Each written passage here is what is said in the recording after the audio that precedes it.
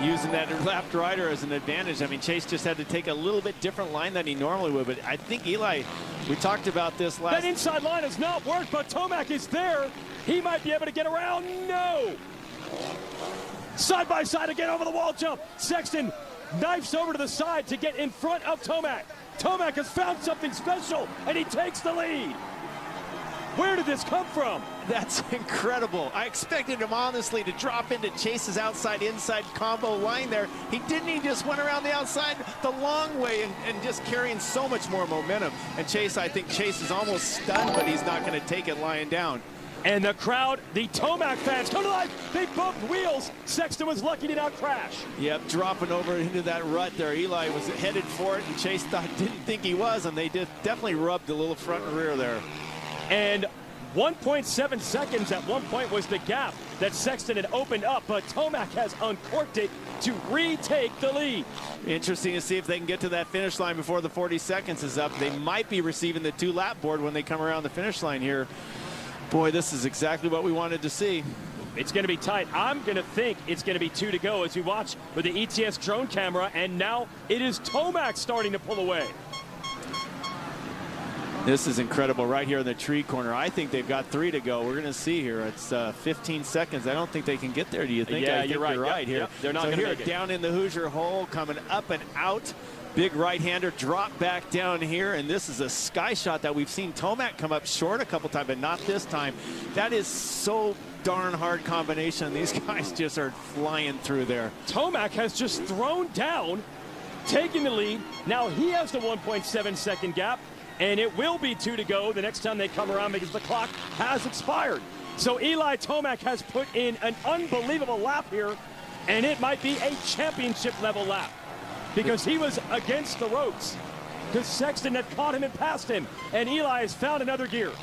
This is it right here. We've got the 2-lap board is out, sorry about that.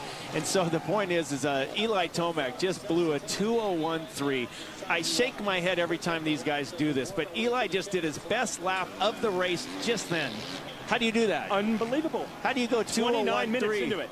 The 2-lap board just came out. He just did a 2:01.3, his fastest lap of the race. I mean, Chase's best lap was a 2:01.1, but last lap he did a 2:05, so he had a bit of an issue, but you don't just do that. I don't know where Eli had that extra speed hiding. It was certainly in his back pocket when he needed it. And it is the exact opposite for Sexton, who just ran a 2:05. Tomac has put 4 seconds into Sexton in that lap before the 2 laps to go sign came out. Because you remember that pass came just shortly after where the finish line was. So yeah, it was basically, it was not a combination of a pass and a lap time there. Eli just did a 2:01 and Chase did a 2:05 almost exactly on the lap. So there's 4 seconds right there. Well, any championship that is close like this, each sector gets magnified. That one lap, that is clutch.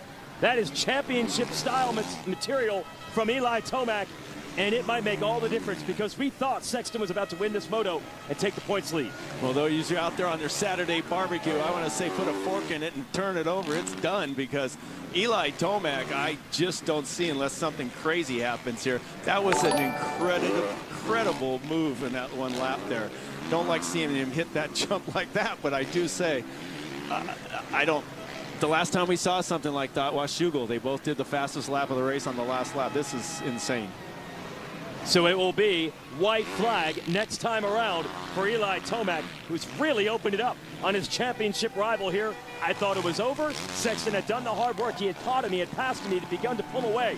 And then Tomac puts in his best lap of the race, reclaims the lead, and now is looking at 1 to go.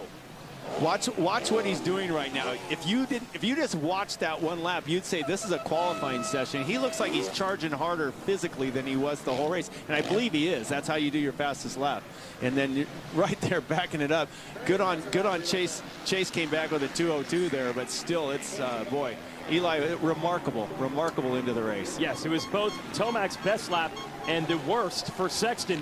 Now it's about equal. They're both back into the 2:02s together, but that one lap makes all the difference, and it has been a trademark of Tomac his whole career.